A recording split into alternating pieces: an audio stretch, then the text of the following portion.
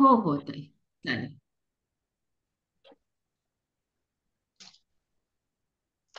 ताई करा. प्रार्थना म्हणते मी. हो हो, करा ताई, करा. देह मंदिर चित्त मंदिर एक तेथे प्रार्थना. देह मंदिर चित्त मंदिर एक तेथे प्रार्थना. सत्य सुंदर मंगलाची नित्य हो आराधना. देह मंदिर चित्त मंदिर एक तेथे प्रार्थना. दुःखितांचे दुःख जाओ ही मनाची कामना. वेदना जाणावयाला जागवू संवेदना. दुर्बलांच्या रक्षणाला पौरुषाची साधना. सत्य सुंदर मंगलाची नित्य हो आराधना. जीवनी नवते जराहो अंतरंगी भावना. सुंदराचा वेद लागो मानवाच्या जीवना. शौर्य लाभो धैर्य लाभो सत्यता संशोधना. सत्य सुंदर मंगलाची नित्य हो आराधना. देह मंदिर चित्त मंदिर एक तेथे प्रार्थना. सत्य सुंदर मंगलाची नित्य हो आराधना. भेद सारे मावळू द्या वैर साऱ्या वासना. मानवाचा एकतेची पूर्ण हो कल्पना. मुक्त आम्ही फक्त मानू बंधुतेच्या बंधना. सत्य सुंदर मंगलाची नित्य हो आराधना. देह मंदिर चित्त मंदिर एक तेथे प्रार्थना. सत्य सुंदर मंगलाची नित्य हो आराधना. नित्य हो आराधना. नित्य हो आराधना. ब्रह्मानंदं परमसुखदं केवलं ज्ञानमूर्तिं द्वन्द्वातीतं त्रिगुणरहितं सद्गुरु त्वं नमामि. गुरुर्ब्रह्मा गुरुर्विष्णु गुरुर्देवो महेश्वरा गुरुर्साक्षात् परब्रह्म तस्मै श्री गुरुवे नमः. तस्मै श्री गुरुवे नमः. उपासनेला दृढ चालवावे भूदेव संताशी सदा नमावे. सत कर्मयोगे वय घालवावे सर्वामुखी मंगल बोलवावे. सदा सर्वदा योग तुझा घडावा तुझे कारणी देह माझा पडावा. उपोक्षू नको गुणवंता अनंता रघुनायका मागणे हे आता. शांताकारं भुजगशयनं पद्मनाभं सुरेशं विश्वाधारं गगनसदृशं तत्त्वमस्यादिलक्ष्यं मेघवर्णं शुभांगं लक्ष्मीकान्तं कमलनयनं योगविद्यानिगम्यं वंदे विष्णु भवभयहरं सर्वलोकैकनाथं. श्री गणेशाय नमः. काही वाचन करू आता ताई? होत आहे. हो होत आहे. हो. वाचन करायला सुरुवात करते. काल आपण अर्जुना एवढा थोर भक्त, त्याला आत्मस्वरूपाच्या आनंदाचे इतके भरता आले होते की तो ज्ञानबोधासहित आनंदात विरून गेला. पण समर्थ परमेश्वरांनी त्याला सावरले. देव म्हणाले, अरे अर्जुना, तू सर्वस्वी आपल्याकडे पहा. तेव्हा आपल्याला सावरून अर्जुनाने मान डोलावली. अर्जुन म्हणाला, हे उदारा श्रीकृष्णा, तू जाणतोस की मी तुझ्या सानिध्यात असलो तरी या द्वैत भावाला कंटाळून मी मूळच्या ऐक्य स्वरूपात येऊ पाहत होतो. माझ्या प्रेमाने जर तुम्ही माझी ऐक्याची ही उत्कट इच्छा पूर्ण करत आहात, तर जीवन दशेस आणून पुन्हा आडकाठी का बरं करीत आहात? तेव्हा श्रीकृष्ण म्हणतात, खरे आहे, पण वेड्या, चंद्र व चंद्राचा प्रकाश यांचा वियोग वेगळेपणा नाही, हे तुला अजून कसं कळत नाही? आणि असे बोलून तुला जी जी आम्ही भीती दाखवतो त्यामुळे तू रुसलास तरी आपले प्रेम आणखीच दृढ होते. असेच हे प्रेम आहे. येथे जोपर्यंत आपण एकमेकांच्या रूपाने निराळे आहोत तोपर्यंत आपले गुरु शिष्य रूपाने जगणे शक्य आहे. म्हणून या विषयावरील आता बोलणे पुरे करतो. त्या इथपर्यंतचा भाग आपण काल पाहिला होता. आज याच्या पुढचे श्लोक आपण पाहूया. 297 पासून मी सुरू करते. तव अर्जुन म्हणे देवे, माझी ये मनीची स्वभावे, प्रस्ताविले बरवे प्रमेय तेजी. जे सकळ कर्मांचे बीज, कारण पंचक तुझ, सांगे नाहीसी पैज घेतली का? आणि आत्मया येत काही, सर्वथा लाग नाही, हे पुढारलासी ते देई लहाणे माझे. यथा यया बोला विश्वेशो, म्हणतिले तोषे बहुवसे, ये विषयी धरणे बैसे, ऐसे के जोडे. मग अर्जुना, मी आता आत्म्याशी सर्व कर्माची भिन्नता कशी आहे, म्हणजे आत्म्याहून सर्व कर्म कशी कशी निराळी आहेत हे सांगत होतो. तेव्हा अर्जुन म्हणतो, माझ्या अंतःकरणात असलेल्या सिद्धांताची सहजच देवाने प्रस्तावना केली, हे चांगलं झालं. ही 5 कारणे सर्व कर्मांचे मूळ आहे. हे 5 कारण कोणकोणती आहे ते आपण काल बघितलंय. हे सांगू अशी शपथ घेतली होती की आत्म्याचा येथे मुळीच संबंध नाही. हेही जे तू पुढे मांडलेस ते माझे देणे दे, म्हणजे ते मला समजावून सांग. या अर्जुनाच्या म्हणण्यावर सर्व जगाचा शासन करणारा श्रीकृष्ण अत्यंत आनंदित होता म्हणाला, या पारमार्थिक विषयात धरणे धरून बसेल असा श्रोता मिळतो आहे कुठं? तरी अर्जुना निरुपजेल, ते कीर भाषे आतुल, परी मेचू जे ये होई जेल, ऋणिया तुझ. तव अर्जुन म्हणे देवो, काही विसरले मागील भावो, ये गोठी की राखत आहो मी तू पणजी. एथक श्री कृष्ण म्हणती हो का, आता अवधानाचा पसार नका करून ऐका. पुढारलो ते, तरी सत्यची गा धनुर्धरा, स्वकर्माचा उभारा, होतसे बहिर्बाहिरा करणे पाचे. आणि पंचकारण दळवाडे, जिही कर्माकार मांडे, ते हे तू तव उघडे 5 आती. येत आत्मतत्व उदासीन, ते ना हेतू ना उपादान, ना ते अंग करी संवाहन कर्म सिद्धीचे.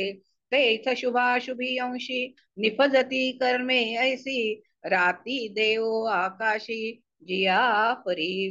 तरी अर्जुना, खरोखर जेवढे सांगता येईल तेवढे सांगू, पण प्रीती तुला गहाण ठेवावी लागेल. तेव्हा अर्जुन म्हणाला, देवा, मागील अभिप्राय विसरले की काय?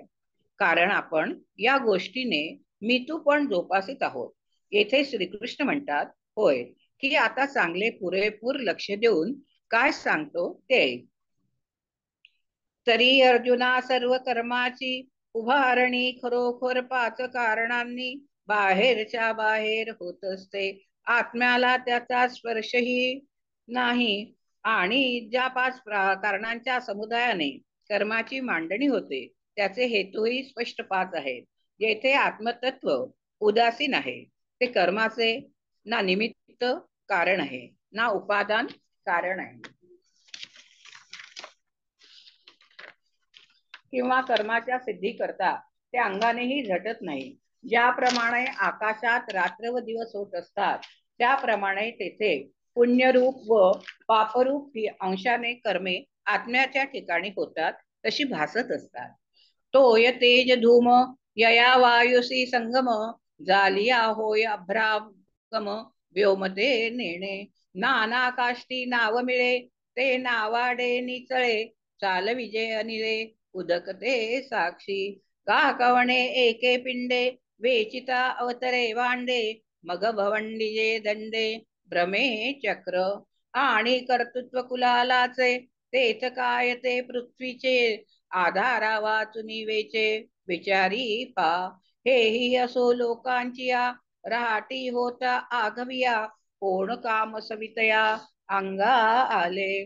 कैसे पाच हेतू मिळणी, पाचेची ही कारणी. की जे कर्मलतांची लावणी, आत्मा सेना. आता येची वेगळाली, पाचही विवंचू गाबली. तू कोणी घेतले मोतिये जैसी. पाणी, उष्णता व धूर यांची वायूशी मिळणी झाली असता मेघ येतात, पण आकाशाला त्याची वार्ताही नसते. किंवा लाकडापासून नाव तयार होते, नावाड्यामुळे ती सरकते, वायूच्या सहाय्याने ती गती घेते. पाणी तेथे तटस्थ असते, किंवा कोणता एक मातीचा गोळा चाकावर ठेवून दंडाने चाक फिरून भांडे तयार होते. येथे कुंभाराचे कर्तृत्व असते, कुंभाराची ती कलाच असते. पृथ्वीला येथे आधारा वाचून काय श्रम पडले, त्याचा विचार कर बरं. हेही असो, लोकांचे सर्व व्यवहार होत असता सूर्याला कोणते काम अंगाने करावे लागले. त्याचप्रमाणे पाच हेतूची मिळणी झाली असता याच पाच कारणांनी कर्मरूपी वेलींची लावणी होते. आत्मा निराळाच असतो. या कारण व हेतू यांच्या अनुक्रमे वेगळ्या वेगळ्या स्वरूपांचे आता उत्तम प्रकारे विवरण करू. ज्याप्रमाणे मोती वजन करून घेतली जातात. अधिष्ठानम तथा कर्ता करणं च पृथ्वीददम. विविधाश्च पृथक् चेष्टा, दैवं चैवात्र पंचमम. अधिष्ठान म्हणजे इच्छा, द्वेष, सुख, दुःख, ज्ञान इत्यादिकांचा अभिव्यक्तीचा आश्रय हेच शरीर. या सर्वांचं आश्रयस्थान कोण असतं, तर ते असतं शरीर. कर्ता निरनिराळी इंद्रिय, प्राणादी वायूंचे व्यापार व इंद्रियांच्या अधिष्ठादी देवता ही कर्मांची पाच कारणे आहेत. तैसी यथा लक्षणे आईके पाच कारणे, तरी देह हे मी म्हणे पाहिले. यया ते अधिष्ठान ऐसे, म्हणजे ते याची दोषे. जे स्वभोग्येसी वसे, भोगता जेथ. इंद्रियाच्या दाहे आती, जाचो निदेओ राती. सुख दुःखे प्रकृती, जोडी दती जे. ती भोगावया पुरुखा, आन ठाओची नाही देखा. म्हणून अधिष्ठान भाका, बोलिजे देह. हे 24 तत्वांचे, कुटुंब घर वस्तीचे. तुटे बंद मोक्षांचे, गुंताडेत. किंबहुना अवस्थात्रया, हे अधिष्ठान धनंजया. म्हणून देहाजया हेची नाम. त्याप्रमाणे पाच कारणे यथार्थ लक्षणांचं ऐक. तरी देह हे पहिले कारण होय, असेच आपण म्हणतो. भोगता आपल्या भोग्यासहित येथे असतो. याच उद्देशाने याला अधिष्ठान असं म्हणतात. 10 इंद्रियांना रात्रंदिवस राबवून जी सुखदुःखे प्रकृतीच्या बलाने प्राप्त होतात, ती सुखदुःखे भोगावया दुसरे स्थानच नसल्यामुळे या देहाला अधिष्ठान असे म्हणतात. या 24 तत्वांच्या कुटुंबाचे राहण्याचे हे घर असून येथेच बंध व मोक्ष यांचा गुंता सुटला जातो. फार काय सांगावे अर्जुना. जागृती, सुषुप्ती व शयन या 3 अवस्थांचे हे ठिकाण आहे. म्हणून या देहाला अधिष्ठान हेच नाव साजेसे आहे. आणि कर्ता हे आणि करता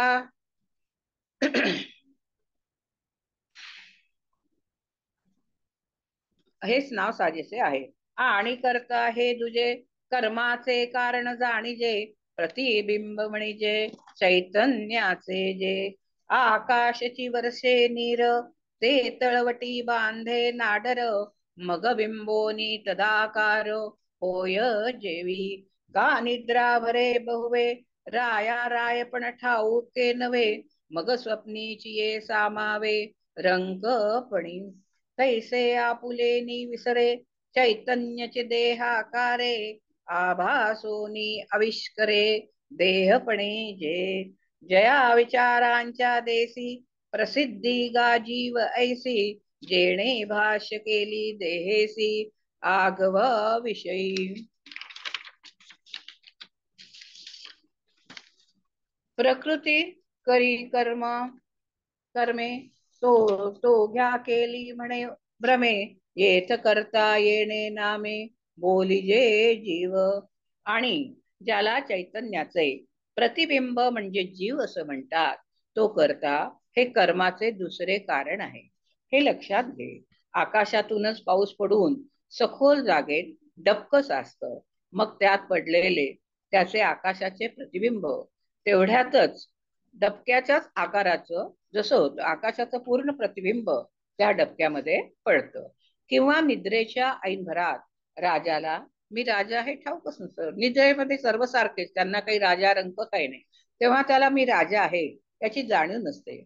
आपले राजे पण तो विसरतो, मग स्वप्नात तो मी दरिद्री झालो असा अनुभव घेतो.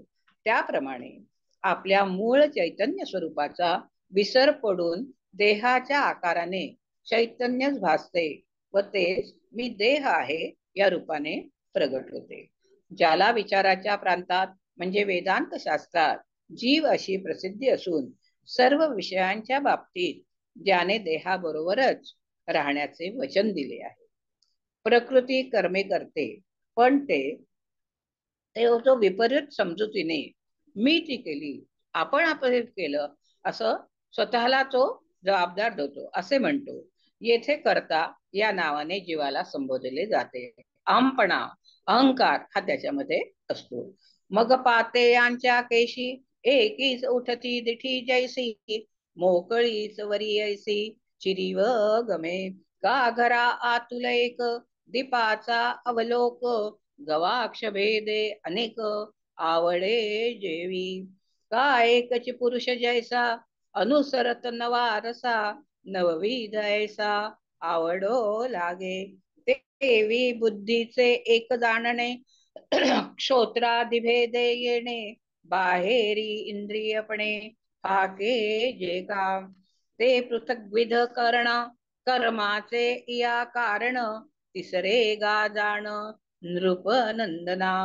पापण्यांच्या केसातून एकच दृष्टी निघते, ती मोकळीच स्वच्छ अशी दृष्टी समोरून पाहणाऱ्याला केसांमुळे जशी चिरल्यासारखी म्हणजे वेगळी झाल्यासारखी, विभक्त झाल्यासारखी वाटते.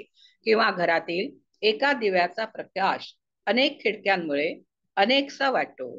प्रकाश एकच असतो, पण खिडक्या बऱ्याचशा असल्यामुळे तो प्रकाश सगळीकडे पसरलेला असतो. किंवा एकच पुरुष नवरसांच्या आविष्काराने 9 प्रकारचा जसा वाटू लागतो, कधी दुःख, शोक, कधी हर्ष, निरनिराळे रस त्यांच्या वागण्यातून दिसतात.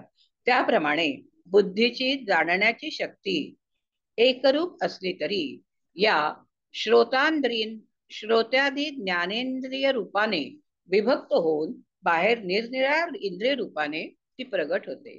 ती निरनिराळी इंद्रिय अर्जुना हे कर्माचे तिसरे कारण होय असे समज. कर्माचं तिसरं कारण कोणतं आहे, तर ती निरनिराळ्या इंद्रिय रूपाने प्रगट होतात. आणि पूर्व पश्चिम वाहणी, निघाली या बोघाची या मिळणी, होय नदी नद पाणी एकची जेवी. तैसी क्रियाशक्ती पवनी, असे जे अनपायिनी, ते पाडिली नाना स्थानी नाना होय. जैवाचे करी येणे, तैतेची होय बोलणे, हाता आली तरी घेणे देणे होय. आगाचरणाच्या ठाई तरी गती तेची पाही अधोद्वारी दोई शरणे तेची कंदोनी हृदयावरी प्रणवाची उजरी करिता तेची शरीरी प्राण म्हणजे मग ऊर्ध्वीची आदी गदिगा पुढती तेची शक्ती पैगा उदान ऐसिया लिंगा पात्र झाली अधोरंध्राचे निवाहे अपान हे नामला हे व्यापकपणे होय व्यान तेची आरोगिले जसे शरीर भरी सरिसे आणि न सांडिता असे सर्व संधी ऐशिया या राहटी मग तेची क्रिया पाठी समान ऐसी किरीटी बोलिले जिगा आणि जांभई शिंक ढेकर ऐसा होतसे व्यापार नाग कुर्म कृकर इत्यादी होय एवं वायूची हे चेष्टा एकीची परी सुभटा वर्तनास्तव पालटा येतसे जे ते भेदली वृत्तीपंथे वायू शक्ती गायथे कर्म कारण चौथे ऐसे जाण पूर्वेकडून किंवा पश्चिमेकडून निघालेले पाण्याचे ओघ नदी असो किंवा नद असो एके ठिकाणी मिळाले असता त्या दोघांचंही पाणी एकच होऊन जातं. त्याप्रमाणे वायूमध्ये जी अखंड क्रियाशक्ती आहे ती निरनिराळ्या स्थानी पडल्यामुळे निरनिराळ्या प्रकारची होते. शक्ती एकच आहे पण ती निरनिराळ्या ठिकाणी पडल्यामुळे ती निरनिराळ्या प्रकारची होते. जेव्हा ती क्रियाशक्ती वाचेच्या ठिकाणी येते तेव्हा तेथे बोलणे होते. ती वायूची शक्ती वाचेमध्ये आले ते आपल्याद्वारे बोलण्याची क्रिया होते. तेव्हा घेणा देण्याचा व्यवहार होतो. अर्जुना, ती पायाच्या ठिकाणी येते. ती शक्ती जेव्हा पायाच्या ठिकाणी येते तेव्हा पायाला गती येते. खालच्या दोन द्वारात येते आणि आपली जी शरीराची खालची दोन द्वार आहेत तेव्हा मलमूत्र विसर्जन होते.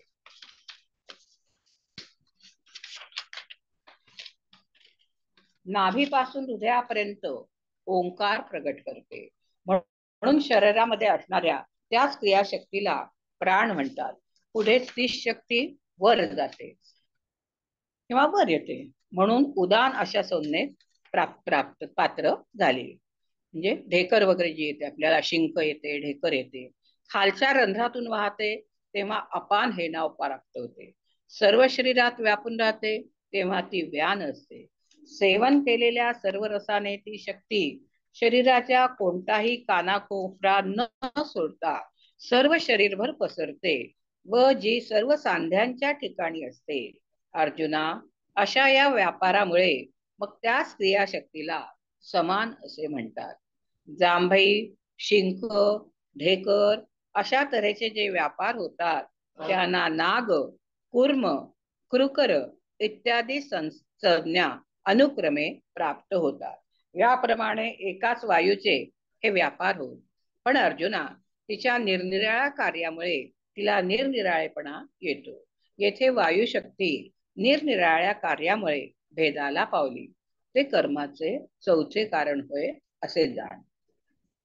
आणि ऋतू बरवा शारदी पुढती चांदू चंद्री जैसा संबंधू पौर्णिमेचा का वसंती बरवा आरामी प्रिया संगमी आगम उपचारांचा नाना कमळी पांडवा विकास जैसा बरवा विकासी यावा परागाचा तो वाचे बरवे कवित्वी बरवे रसिकत्वी परतत्व स्पर्श जैसा तैसी सर्ववृत्ती वैभवी बुद्धीची एकली बरवी बुद्धी बरवनवी इंद्रिय प्रौढी. सर्व ऋतूंमध्ये शरद ऋतू त्यात चंद्रप्रकाश त्याला जशी पौर्णिमेची जोड असावी किंवा वसंत ऋतूत उद्यान ह्यातही प्रेयसीचा सहवास व तेथे पुन्हा प्रणयाराधनाची जोड असावी किंवा अर्जुना कमल असून ते उमलावे व त्यातही मकरंदाचा बहर असावा. वाङ्मयात साहित्य, त्यात रसाळपणा व त्यातही आत्मानुभूतीची जोड जर असली तर त्या काही पाहायलाच नको. त्याचप्रमाणे अंतःकरणात उठणाऱ्या सर्व वृत्तीत एकटी बुद्धिवृत्तीच चांगली व बुद्धीचाही सतेजपणा इंद्रियांच्या सामर्थ्यामुळे आहे. बुद्धीचा सतेजपणा कशामुळे दिसत असेल तो या इंद्रियांच्या सामर्थ्यामुळेच आपल्याला दिसून येतो. जी आपली सर्व इंद्रिय व्यवस्थित असेल तर आपली बुद्धी सुद्धा चांगली राहू शकते. श्रुतीने यो बुद्धे परसतु सहा व दृश्यते ज्वगदया बुद्ध्या असे सांगून बुद्धीच्या अशुद्ध व शुद्ध स्वरूपाचे वर्णन केलेले आहे. अशुद्ध बुद्धी आणि शुद्ध बुद्धी याचं विवेचन इथे केलेलं आहे. आत्मस्वरूपाहून भिन्न अशा निरनिराळ्या पदार्थांचा निश्चय करणारे चैतन्य म्हणजेच अशुद्ध बुद्धी. हिला अव्यवसायात्मिका बुद्धी अव्यवसायात्मिका बुद्धी असं म्हटलेलं आहे. हिच्या पलीकडे आत्मस्वरूप आहे. हीच बुद्धी एका परमेश्वराशिवाय दुसरी वस्तू नाही असा निश्चय करते. शुद्ध बुद्धी जी आहे ती परमेश्वराचं अस्तित्व मान्य करत असते. परमेश्वराशिवाय दुसरं काहीच नाही. जो काही आपल्या हातून कृती करून घेतो तो भगवंतच करतो ही शुद्ध बुद्धी आपल्याला सांगते. आणि म्हणून तेव्हा तिलाच शुद्ध बुद्धी किंवा व्यवसायात्मिका बुद्धी असं म्हटलं आहे. अशुद्ध बुद्धीला अव्यवसायात्मिका बुद्धी म्हटलंय तर शुद्ध बुद्धीला व्यवसायात्मिका बुद्धी असं म्हटलेलं आहे. सर्व विपरीत समजुतीला किंवा भ्रमाला कारण ही अशुद्ध बुद्धीच आहे. ज्या गैरसमजुती होतात किंवा बाकीच्या आपल्या हातून ज्या चुका होतात त्याला कारण अशुद्ध बुद्धी आहे. तीच आत्मस्वरूपाचा विसर पाडून भिन्न भिन्न पदार्थांचा निश्चय करणारी आहे. ही शास्त्राच्या अध्ययनाने व श्री गुरुच्या कृपा प्रसादाने भिन्न भिन्न पदार्थांचा निश्चय सोडून देऊन जेव्हा एका परब्रह्माचाच निश्चय करते तेव्हा तीच परब्रह्म स्वरूप होते. तेव्हा ती शुद्ध बुद्धी असते. म्हणून ती परब्रह्म स्वरूप झालेली आपल्याला दिसते. संसाराच्या खोड्यांमध्ये अडकवणारी व त्यातून मुक्त करणारी ही बुद्धी, संसारामध्ये आपल्याला गुरफटून ठेवणारी कोणी असेल तर ती बुद्धीच असते. बुद्धीच असल्या कारणाने सर्व कारण पंचकात हिचे स्थान अनन्य साधारण असं आहे हे उघड आहे. व म्हणूनच माऊली म्हणतात तैसी सर्व वृत्ती वैभवी बुद्धीची एकली बरवी अशी तिची कीर्ती गातात.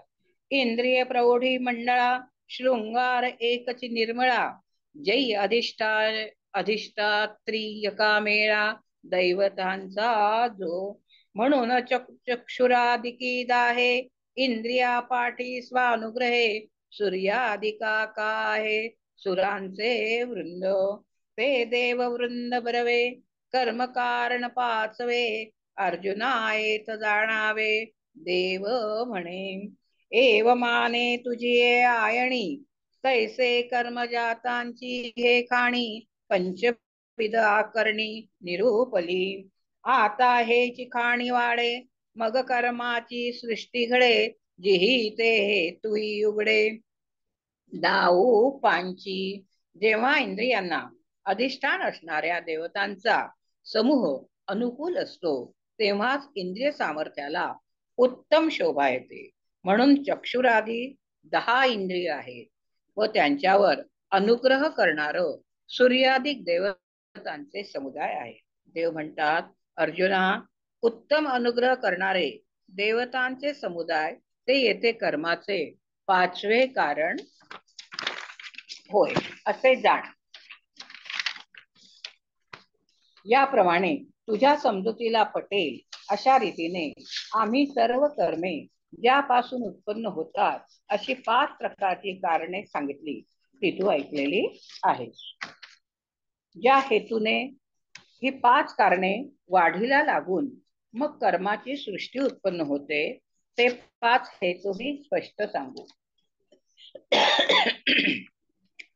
शरीर वांग मनो निर्भय कर्म प्रारब्धते नर न्यायं वा विपरीतं वा पंचैती तस्य हेतव शरीराने, आपण हा वाचेने हा थांबूयात आपण इथे. वाचू ना? नाही, थांबूयात म्हणलं. थांबायचंय? हा, थांबूयात. 350 बर, 353 झाले. हो ठीक आहे. हा. हो याचा थोडा अर्थ मी वाचून घेते हो हो आणि मग थांब. हा. हो. शरीराने, वाचेने, मनाने शास्त्राला अनुसरून वा शास्त्रविरुद्ध जे कर्म मनुष्य करतो त्या कर्माची ही वरील 5 कारणे आहेत.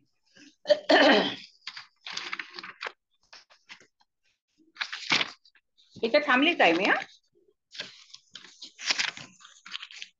होत आहे. ताई आता पसायदान म्हणायचं आहे का? हो, पसायदान घ्या आणि नंतर मग थोडस विवेचन करा जे वाचलं ठीक आहे, आपण ते. चालेल. हा. हो.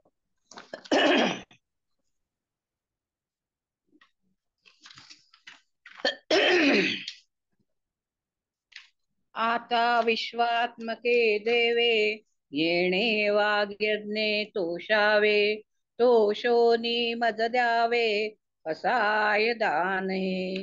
जे कळांची व्यंकटी सांडो तया सत्कर्मे रती वाढो, भूता परस्पडे पडो मैत्र जीवांचे. दुरितांचे तिमिर जाओ विश्वस्वधर्म सूर्ये पाहो, जो देवांशील तो ते लावो प्राणी जात. वर्षत सकळ मंडळी ईश्वर निष्ठांची मांदियाळी, अनवर्त भूमंडळी भेट तू या भूता. चला कल्पतरूंचे आरव चेतना चिंतामणीचे गाव, बोलते जे अर्णव पीयूषांचे. चंद्रमे जे अलांछन मार्तंड जे तापहीन, ते सर्वाही सदा सज्जन सोय रे हो तू. किंबहुना सर्व सुखी पूर्ण हो नीतिनी लोकी, भजी जो आदिपुरकी अखंडित. आणि ग्रंथोपजीविये विशेषी लोकीये, दृष्टा दृष्ट विजय हो आवेजी. तेथ म्हणे श्री विश्वेश्वराओ, हा होईल ज्ञान पसाओ, येणे वरे ज्ञान देव सुखिया झाला, सुखिया झाला, सुखिया झाला. ज्ञानेश्वर भगवान की जय. ताई, मी आज पहिल्यांदाच या कार्यक्रमात सहभागी झाली, त्यामुळे मला थोडस खूप छान झालं ताई. वाचन पण छान झालं, समजून सांगणं पण छान झालं. अगदी छान झालं म्हणलं. हो. हो, प्रयत्न करायचा माझी इच्छा होती, त्याच्यामुळे अगदी. आता मी थोडं काय 2-3 मिनिटाचं विवेचन करते, त्याच्यानंतर तुम्ही काही सांगाल. हो. ज्याप्रमाणे पृथ्वी आपल्याला एक दाणा आपण जमिनीत पेरला तर हजारो दाणे देते, त्याचप्रमाणे वायू, आकाश, तेज, पाणी हे निरपेक्षतेने आपल्याला देत राहतात. त्याचप्रमाणे आपण सुद्धा नरजन्मामध्ये निरपेक्षतेने कर्म करायला हवे. आपल्या नरदेहाला विशेष महत्व आहे, कारण भगवंताने आपल्याला नरयोनीमध्ये आपल्याला बुद्धी आणि विवेकाची देणगी दिली आहे. तिचा उपयोग करून नरजन्माचे सार्थक आपल्याला करायचं आहे. भगवंत करता आहे, मी फक्त कर्म करणार, फलाची अपेक्षा आपण करू नये. सर्व भार त्या भगवंतावर सोपवला तरच आपला जन्म सार्थकी लागणार आहे.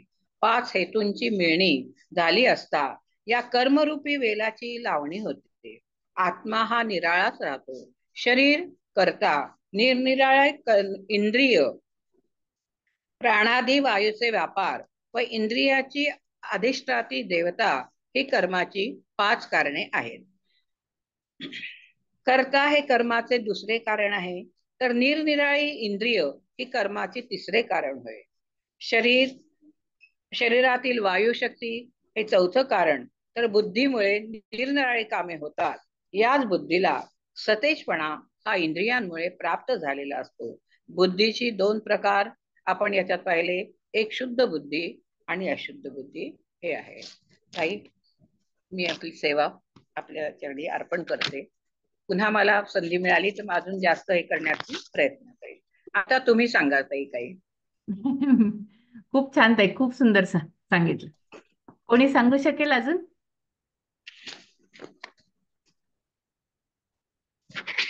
आज कोणी बोलणार आहे? हँड रेस करा. हा, वंदना ताई. ओके, एक मिनिट हा.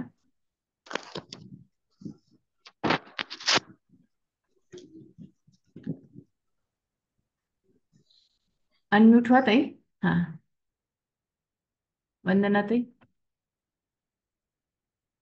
तुम्हाला रिक्वेस्ट पाठवली. बटन दाबा समोरचं. हा हा हा. हा. हो हो, झालं. ठीक आहे. तर आजच्या याच्यामध्ये जय श्रीकृष्ण सर्वांना. आजच्या वाचनामध्ये सांगितलंय की अर्जुना, देवाने सांगितलं की बाबा आत्म्याचा आणि देहाचा, नाही का, तुमच्या कर्माचा काही संबंध येत नाही. जसं पाण्यावरती नाव तर रंगते, पण पाण्यापासून अलिप्त असते. नाव आणि पाण्याचा जसा काही संबंध नाही. पाणी, उष्णता व वाफ ह्यापासून वायूशी संबंध काढला, असा ढग जमा होतात, पण आकाशाचा आणि ढगाचा काही संबंध नाही. किंवा त्या क्रियेत होतं काय, जसे अनेक तुकड्यांनी केलेली लाकडाची नाव असते त्या, आणि ती पाण्यावर चालते, परंतु तिचा आणि उदकाचा काही संबंध नसतो. किंवा चाकावर ठेवलेला मातीचा गोळा, नाही का, चाक गरगर फिरवलं की त्याला भांड्याचा आकार येतो, परंतु त्या चाकाचा आणि मातीच्या गोळ्याचा काही संबंध नाही. तसं देव म्हणतात की अर्जुना, तुझ्या कर्माचा आणि आत्म्याचा काही संबंध नाही.